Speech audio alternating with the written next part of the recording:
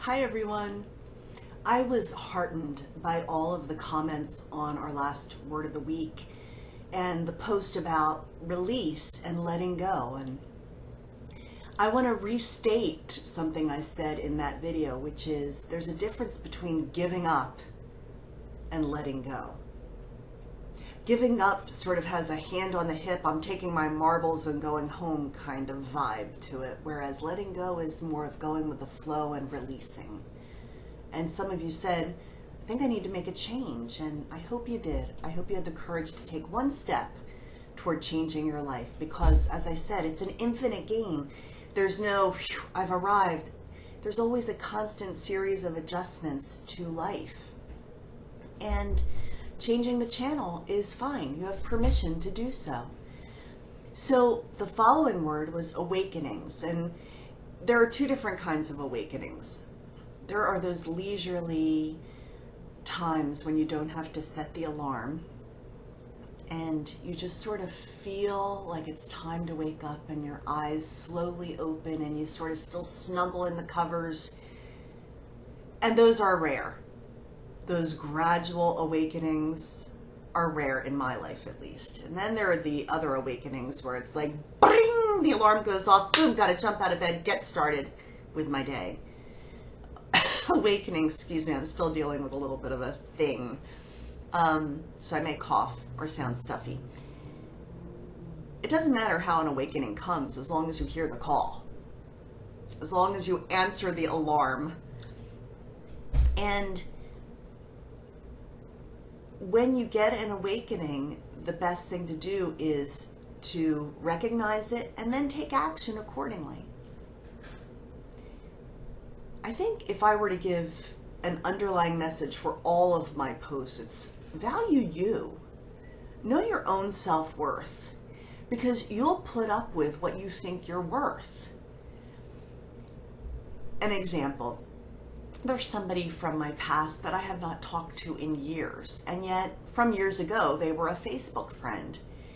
And I realized that every time I posted anything on my personal Facebook page, they would say something snotty.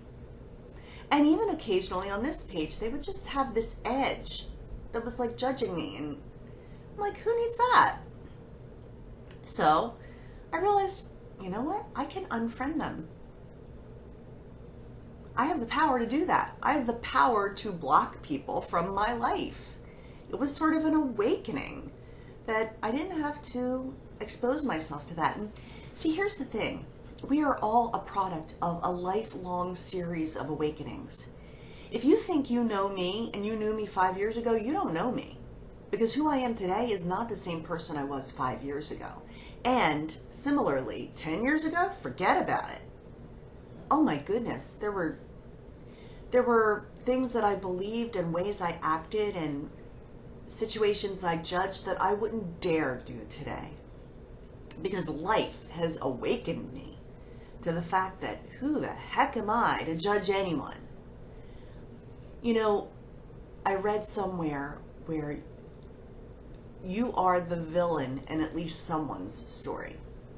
As nice as you may be, as well-intentioned as you might be, for all the good things that you have done in your life, in someone's story, they're going to make you out to be the villain.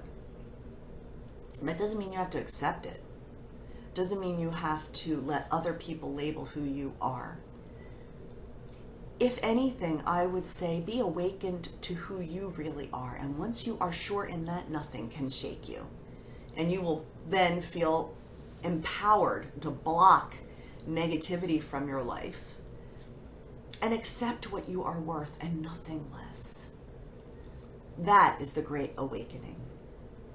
One of the lines in my book, and one of the things I always say is, it's time to fall in love with the one person you are guaranteed to spend the rest of your life with. You. And I hope that is an awakening that we all have.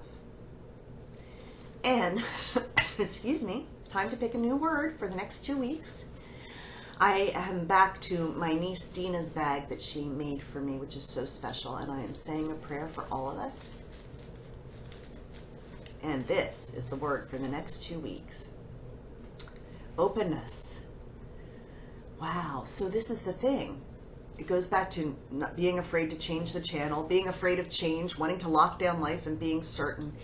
And in all that, we're closed because we want things to stay the same. And we can spend all of our energy trying to keep things as they have been when life is moving on, honey.